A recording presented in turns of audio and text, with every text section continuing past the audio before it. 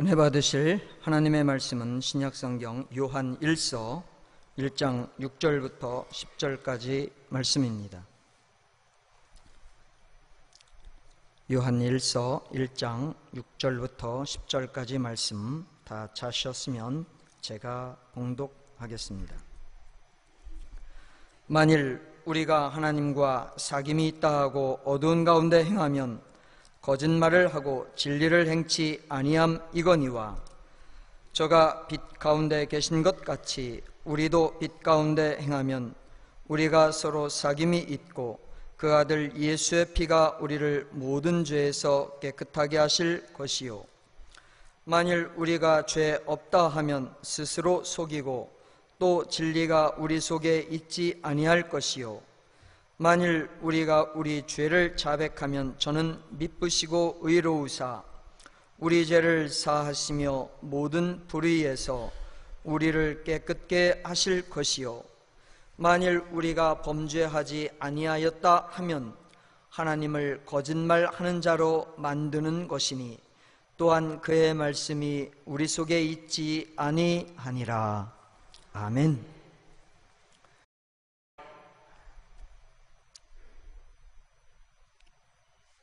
교회를 처음 나오게 되면은 가장 듣기가 거북스러운 말이 있습니다.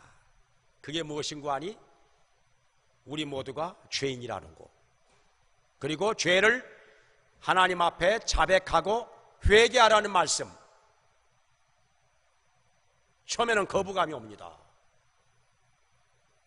내가 누군 줄 알고 교회에 오자마자 다짜고짜로 죄인 취급을 하는 것인가? 내가 누군 줄 알고. 저도 그랬습니다. 처음에 교회를 처음 나갔는데 그냥 다 죄인 취급하는 거예요. 우리 죄인들 주님 앞에 왔사오니, 그렇다면 나까지 싸잡아서 죄인 취급하는 거 아닌가? 내가 누군데 어떻게 알고? 나는 나대로 나름대로 진실하게 양심적으로 살려고 애를 쓰는 사람인데 내가 별로 죄 지은 거 없는데 나를 어떻게 보고 그냥 무조건 죄인 취급하는 것인가? 기분이 좋은 것은 아니었지요. 그런데 나중에 깨닫고 보니까 내가 죄가 무엇인 줄을 몰라서 그랬었다는 거죠. 죄가 무엇인지를 몰라서. 사실 창조주 하나님 앞에서 우리가 피조물로서 죄를 지었다는 것이죠. 하나님 말씀대로 살아야 되는데 말씀대로 살지 못하는 것이 죄라.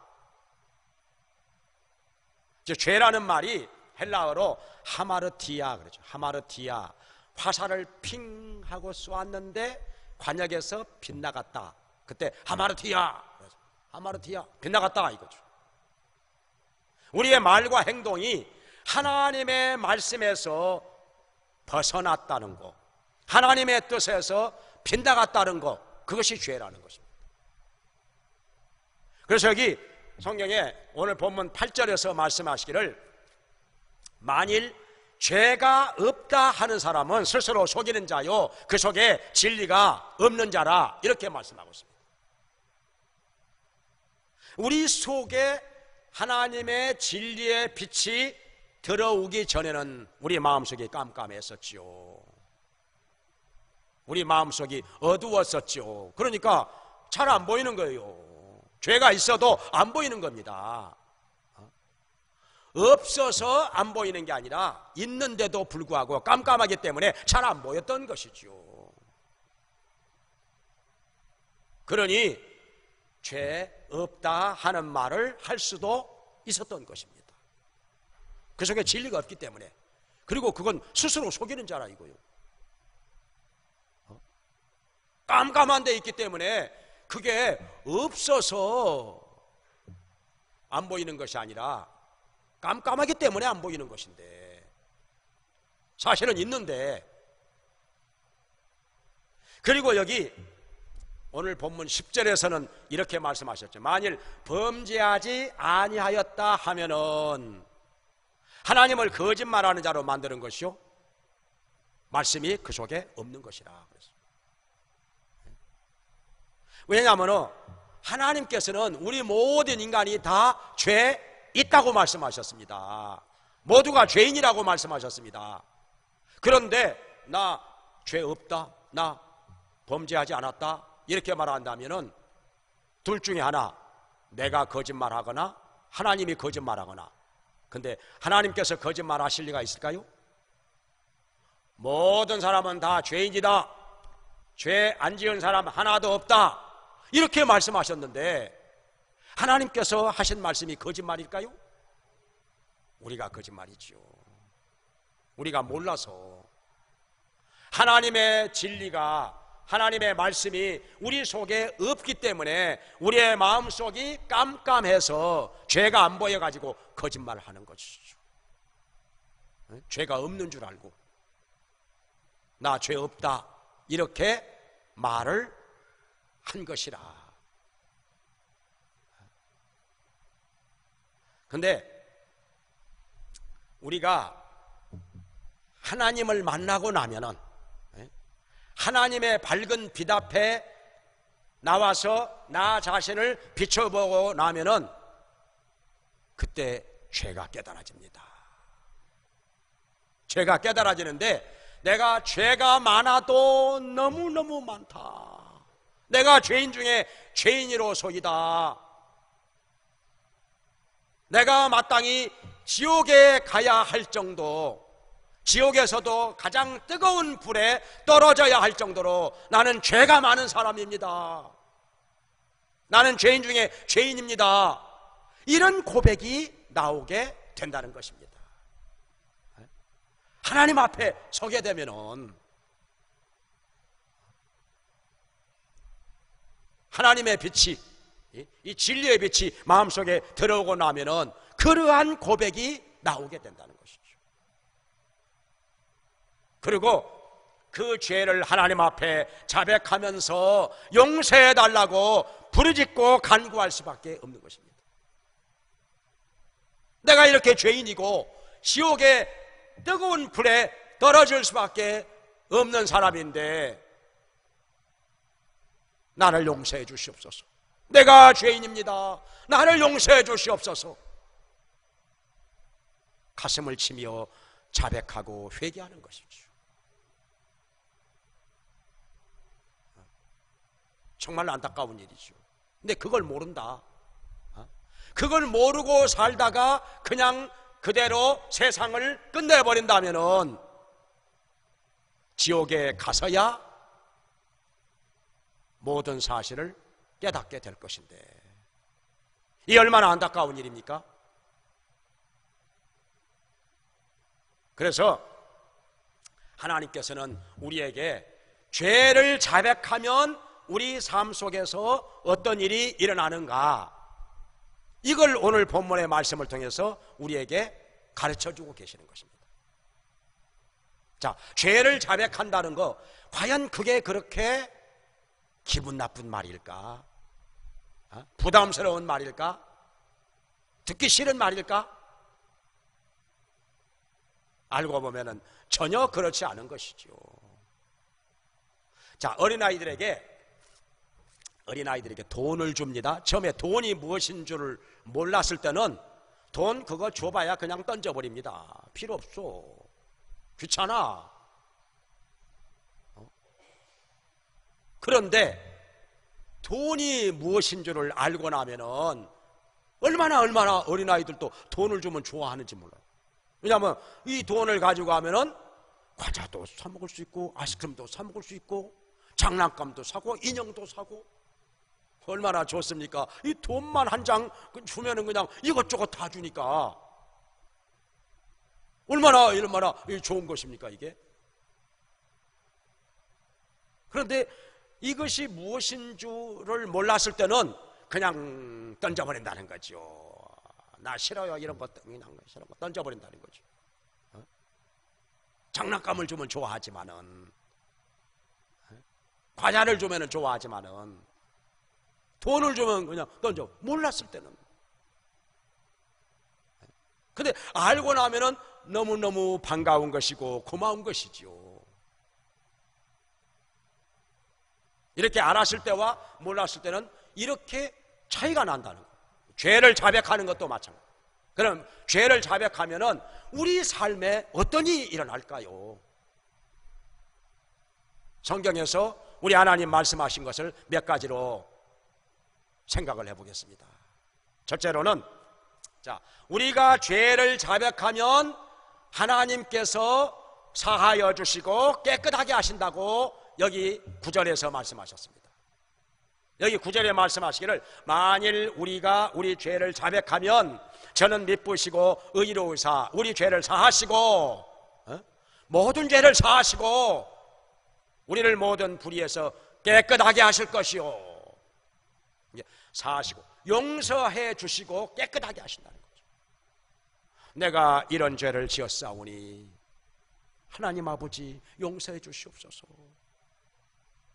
저의 죄를 용서해 주시옵소서. 이렇게 자백하고 아뢰면은 하나님께서 다 사하여 주시고 깨끗하게 하신다는 거죠.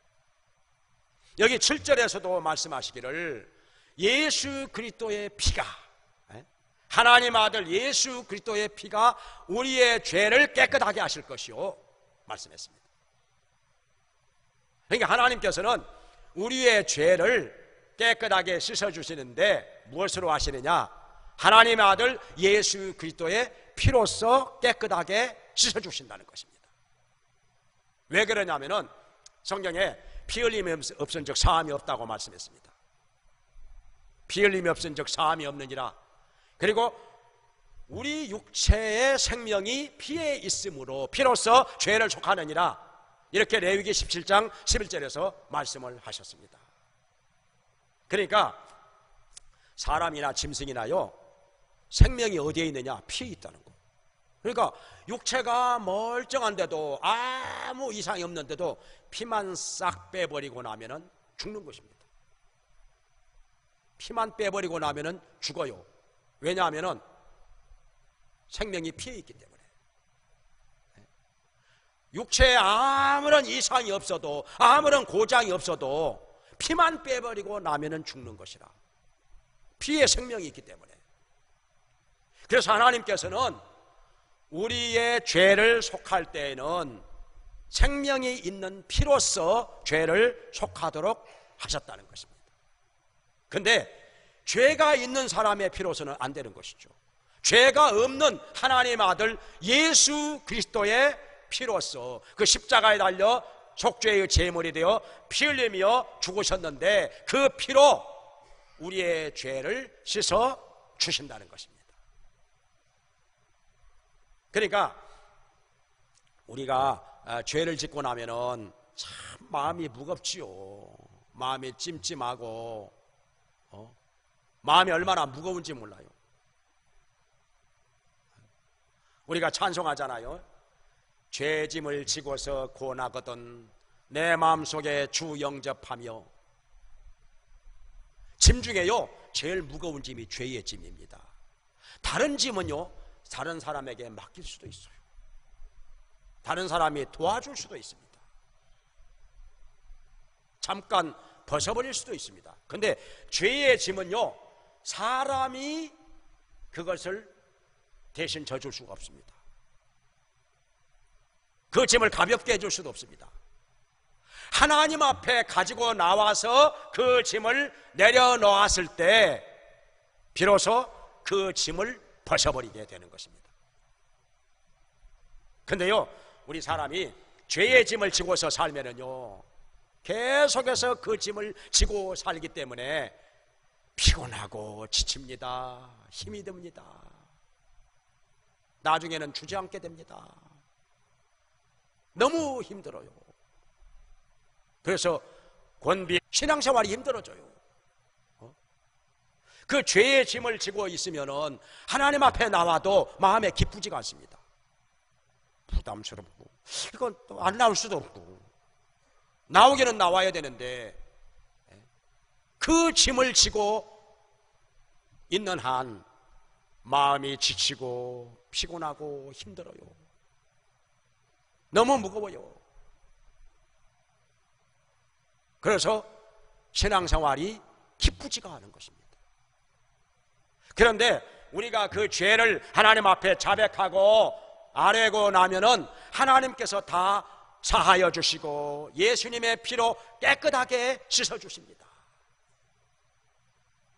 그러면은 우리 마음속에 무겁게 짓누르고 있던 죄의 짐이 다 없어져 버리고 나서 가벼운 마음으로 발짝발짝 뛰는 것 같이 얼마나 마음이 가벼워지고 얼마나 홀가분해지고 얼마나 힘이 나는지와 평안을 주십니다.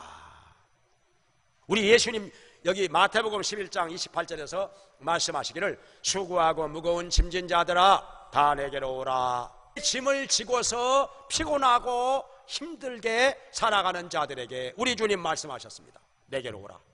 내가 너희를 쉬게 하리라. 죄의 짐을 주님 앞에 내려놓고 맡기면서 우리의 죄의 짐을 대신 맡아 해결해 주신다는 것입니다. 그러면 우리는 그 짐을 주님 앞에 내라는 것이니 위로와 평안과 기쁨이 넘치게 되는 것이니 얼마나 좋은 것입니까? 다 오라는 것이죠. 오람과 같이 휘어질 것이요 진홍같이 붉을지라도 양털같이 되리라. 우리의 죄를 어떤 죄라 할지라도 용서해 주시고 깨끗이 씻어 주신다는 것. 그래서 우리 마음이 가벼워집니다. 소망이 넘쳐나게 되는 것입니다. 할렐루야. 그래서 가리움을 받고 사심을 받은 자는 복이 있도다 말씀. 우리가 복 중에서요 하나님 앞에 나와서 죄 사함을 받은 것, 이건 복 중에 복인 것입니다. 그래서 우리의 죄를 자백할 때마다 사하여 주시고 깨끗하게 해 주시는 우리 주님을 찬양하기를 주의 이름으로. 죄를 자백하면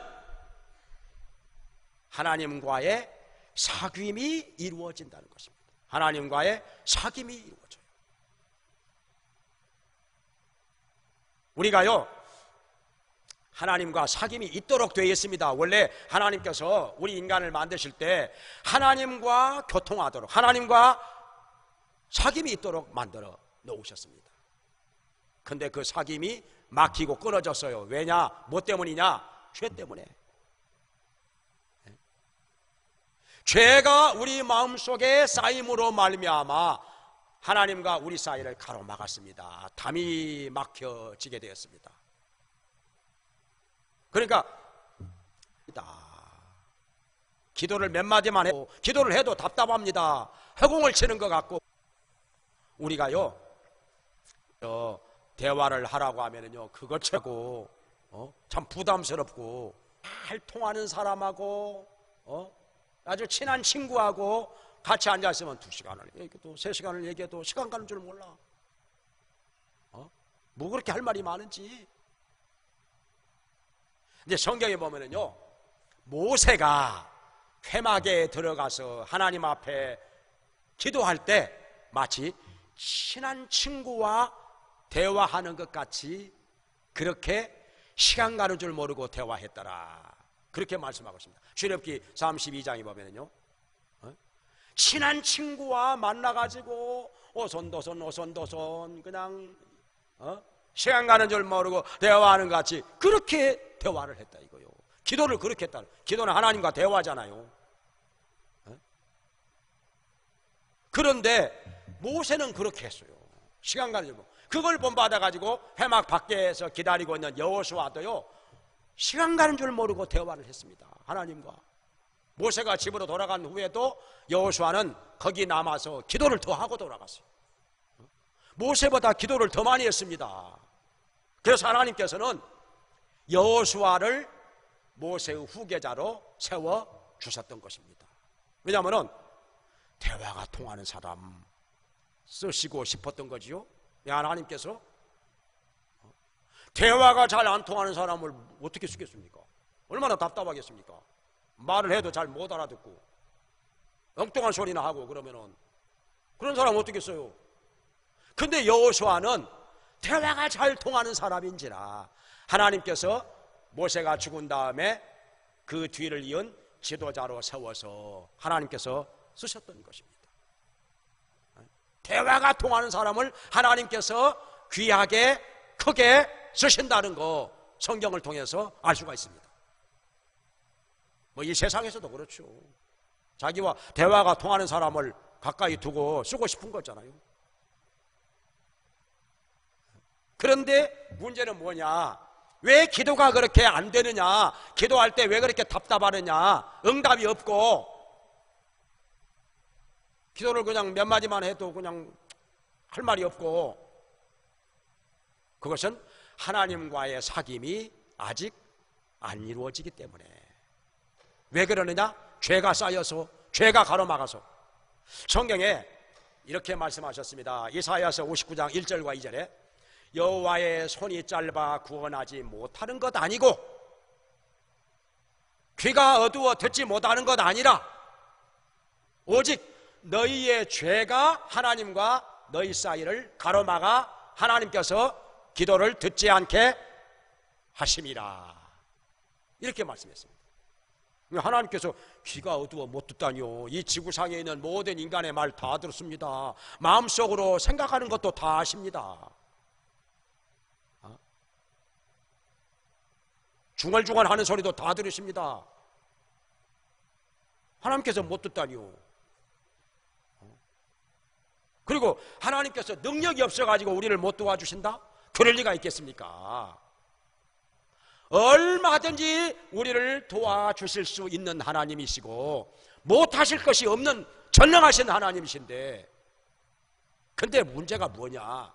나에게 있다는 거죠.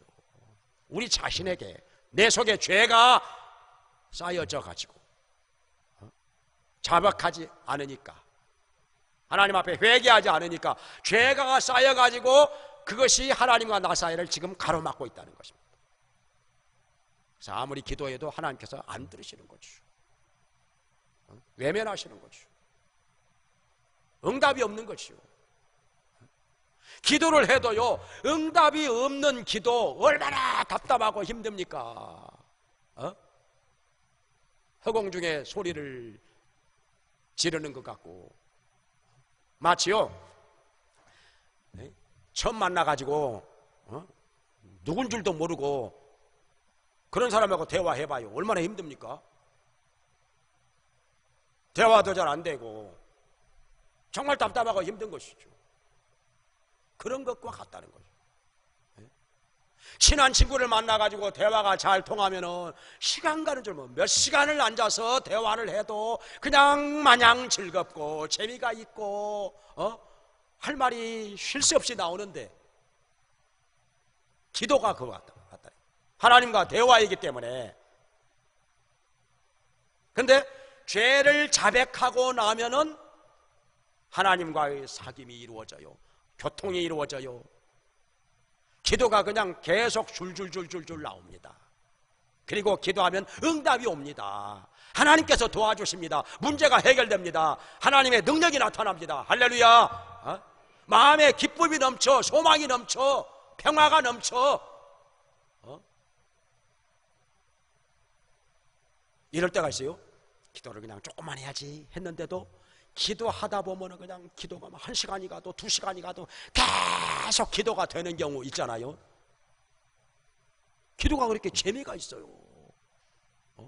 기도하면 할수록 새 힘이 넘쳐나고 은혜가 넘쳐나고요.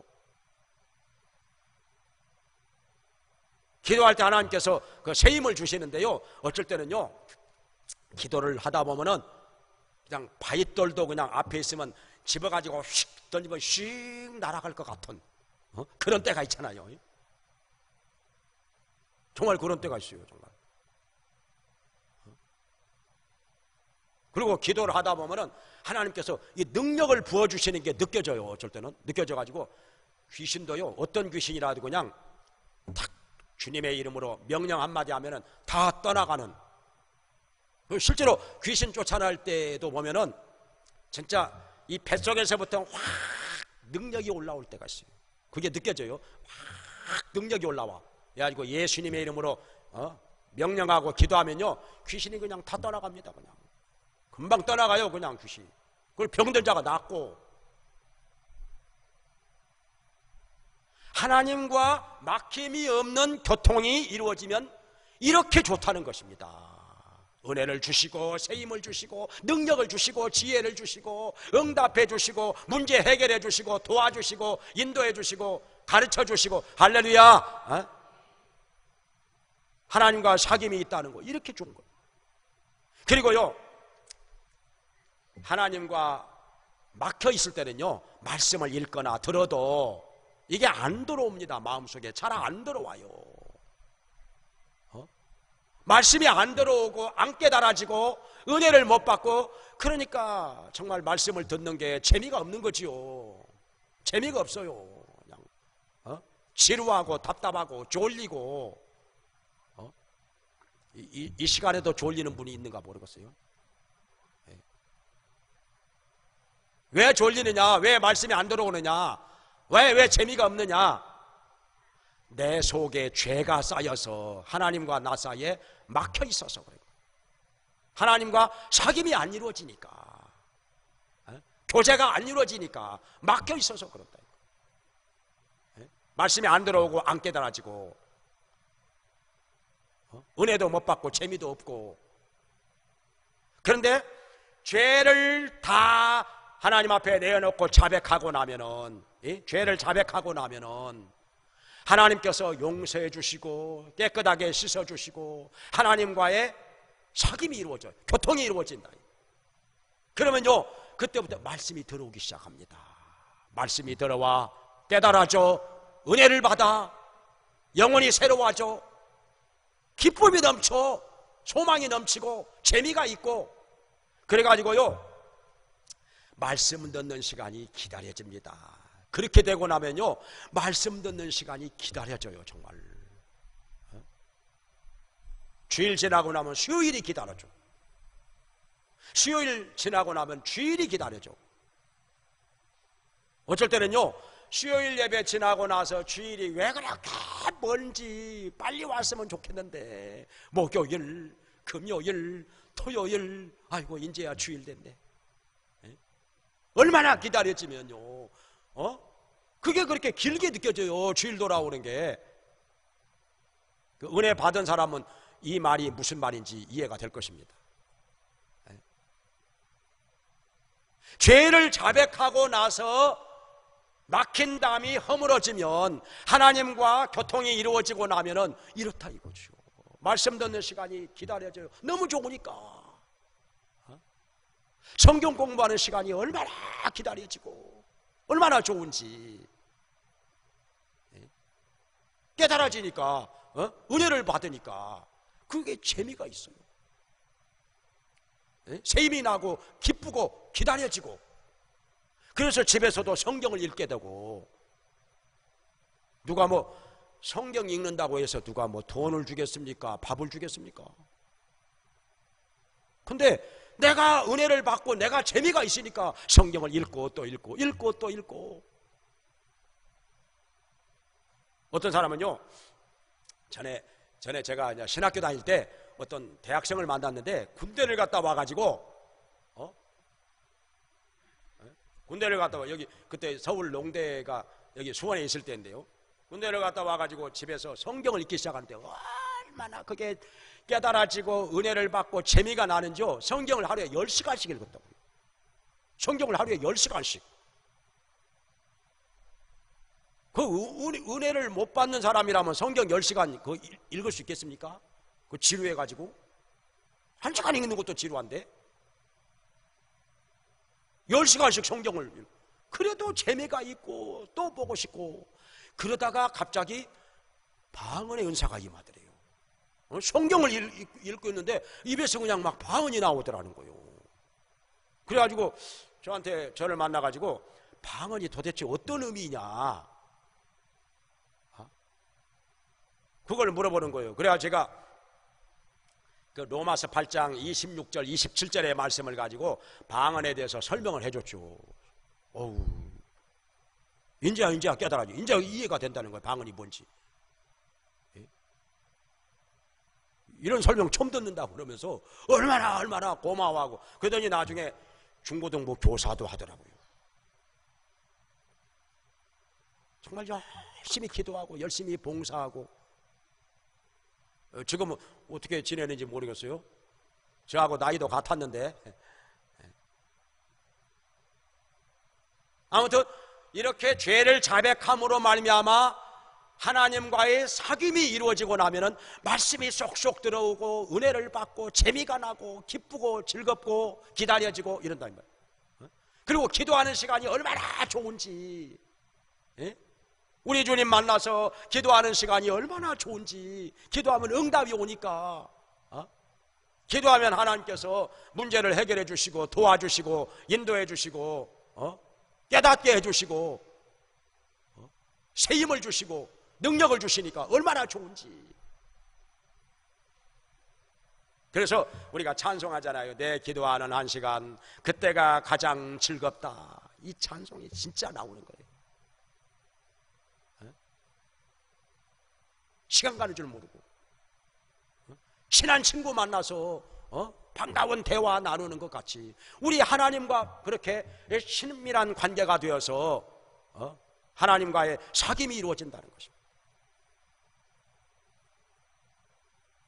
이런 은혜가 우리 모두에게 죄를 자백함으로 말미암아 있게 되기를 주의 이름으로 축원합니다.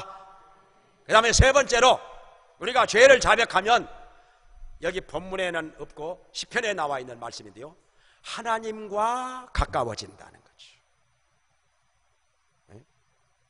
시편 34편 18절에 말씀하시기를 여호와께서는 마음이 상한 자를 가까이 하시고 중심에 통회하는 자를 구원하시는도다, 이렇게 말씀하셨습니다.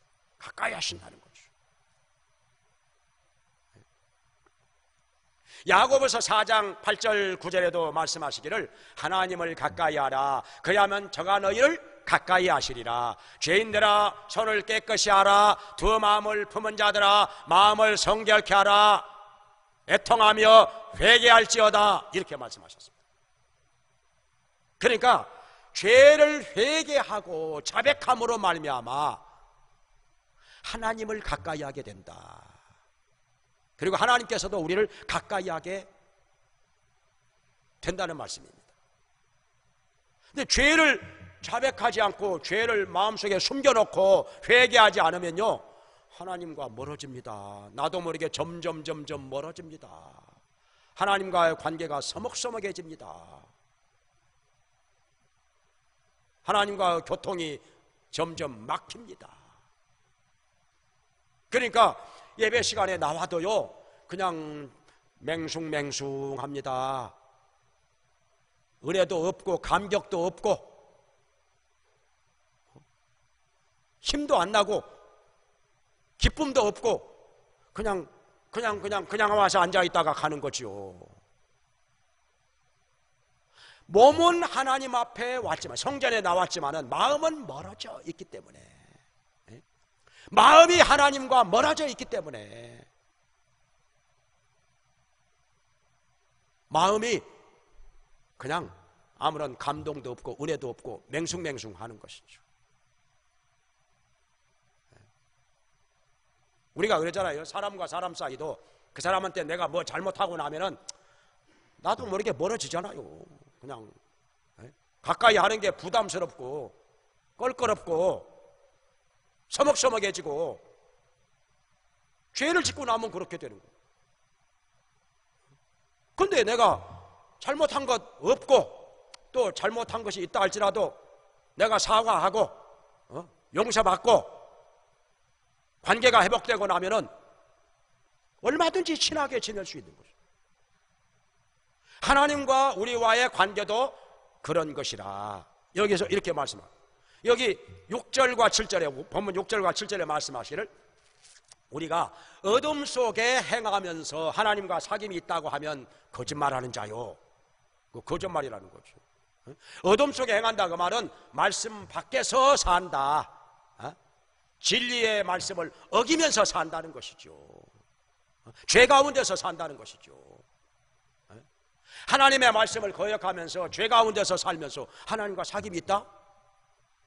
그건 그럴 수 없다는 것입니다. 거짓말이라는 것입니다. 근데 우리가 빛 가운데서 행하면, 빛은 하나님을 말하죠. 진리를 말하죠. 그래서 하나님 안에서, 진리 안에서 살면 하나님과 사귐이 있다는 것입니다. 그리고 하나님과 가까워진다는 것입니다. 하나님과 가까워지면 어떻게 되느냐? 하나님 닮아지 갑니다. 변화가 됩니다. 성경에 우리가 주의 영광을 날마다 바라봄으로 말미암아 주의 형상으로 화하는도다. 고린도후서 3장 18절에 말씀하셨습니다. 날마다 하나님을 바라보고 하나님 가까이 하면 이게 닮아가는 것이죠. 하나님 닮아가는 것이죠. 우리도 그렇잖아요. 정말 신앙생활 잘하고 은혜가 충만한 사람을 가까이 하면요, 믿음이 점점 좋아집니다. 믿음이 좋아져요. 근데요, 신앙생활 삐딱하게 하고 영 이상스럽게 하는 사람 가까이 하면요, 그 사람도 이상해집니다요. 그 사람까지도 이상해져요. 누구를 가까이 하느냐가 중요한 거예요. 욕 잘하는 사람 가까이 하면요, 자꾸 욕이 드러납니다요. 술 잘 마시는 사람 가까이 하면요, 술 잘 마시게 돼요. 근데 아주 기도 많이 하고 은혜가 충만한 사람 가까이 하면요, 점점 기도 많이 하게 되고 은혜가 충만해지고 신앙이 좋아집니다. 돈 잘 버는 사람 가까이 하면요, 돈 잘 버는 것을 배우게 돼요. 책 많이 보는 사람 가까이 하면 책 많이 보게 됩니다. 정말 제가 아는 목사님 계시는데, 신학교 우리 같이 했는데 저보다 연세는 12살 더 많으세요. 그러니까 70대 중반이 넘어가셨는데 지금도 얼마나 책을 많이 보시는지. 젊은 사람들보다 책 더 많이 봐요. 그리고 책을 봐도 수준 있는 책을 보십니다. 그러니까 대화를 해도 계속해서 새로운 대화가 나오는 것입니다. 대화가 되는 거예요. 얼마든지 대화가 되는 거예요. 그리고 이 세상을 바라보는 것도 정확한 판단력을 가지고 봅니다. 이거 대화가 되는 거죠. 세상 돌아가는 거 모르고 엉뚱한 소리나 하고 그러면 대화 되겠습니까? 뭐 대화 안 하고 싶어지는 거죠. 그러니까 우리는요, 가까이 하는 사람이 누구냐 이거요. 좋은 사람 가까이 하면 자꾸 좋아지는 거예요. 근데 우리 하나님은 인자하시고 자비하시고 은혜로우시고 신실하시고 우리를 사랑하시는 하나님이시니, 거룩하시고 의로우신 하나님이시니, 이런 하나님을 가까이 하면은 하나님 닮아가는 거예요.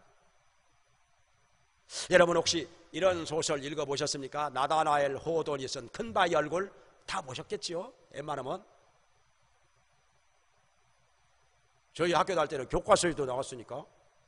어느 마을에 저 멀리 산 위에 바위가 군데군데 있는데 거기 멀리서 보면은 아주 인자하고 온화한 모습의 얼굴로 보이는 거예요.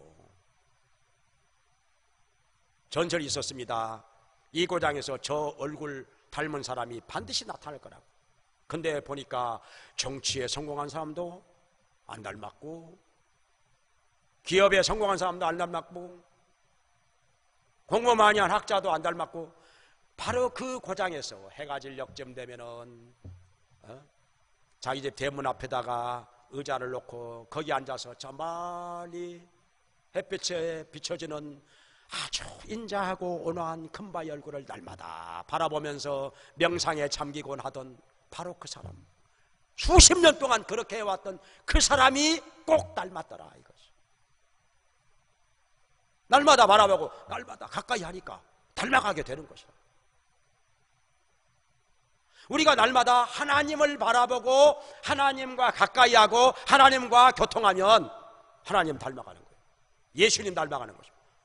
그래서 우리 삶에서 예수님의 향기가 나고 예수님의 모습이 드러나고, 그러면 사람들이요, 저 사람은 어쩌면 저렇게 예수 믿고 나서 변화가 되었나? 그 옛사람의 구습 다 끊어버리고 말이야, 이것저것 다 끊어버리고 저렇게 변화가 되다니, 내가 예수님 믿으면 나도 저렇게 변화가 될까? 나도 한번 따라서 교회 가볼까? 나도 예수 믿어볼까?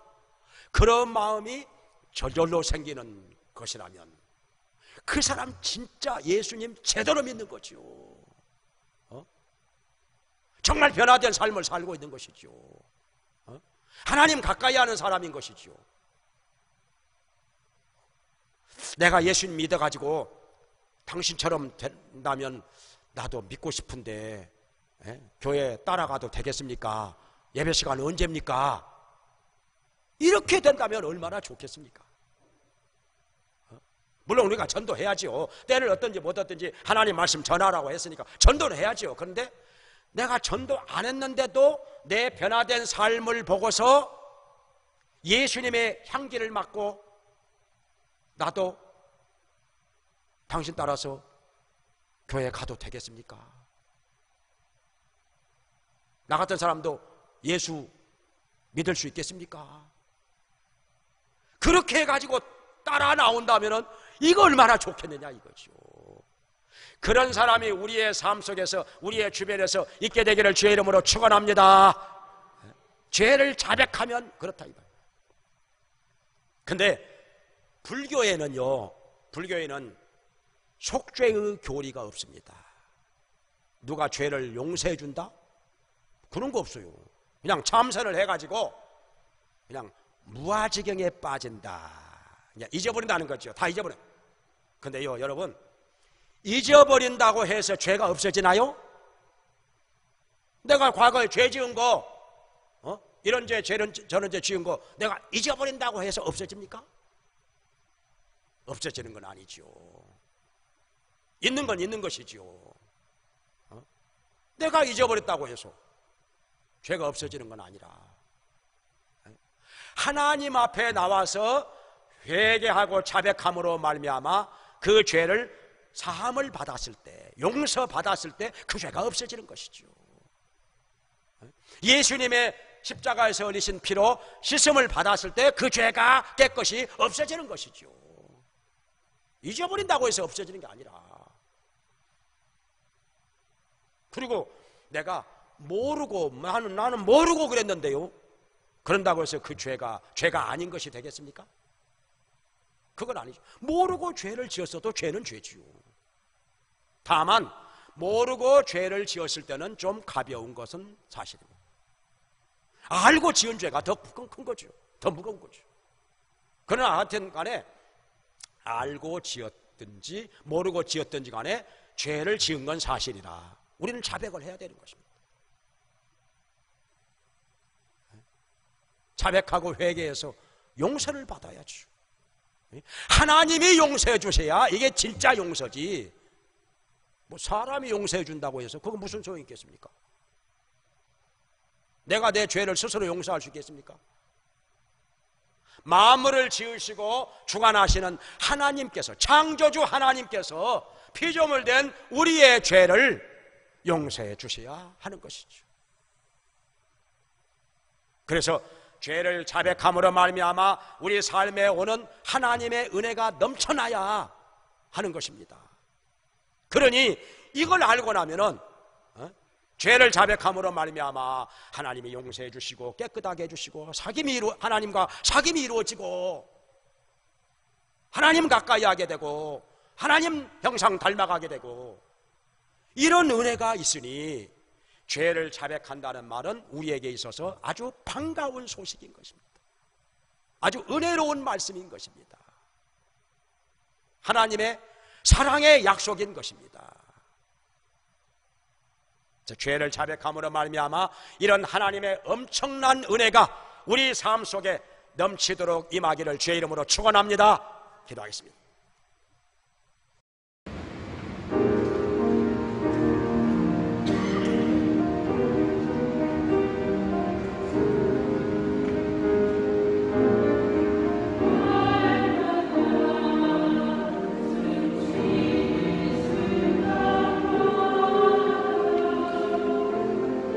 주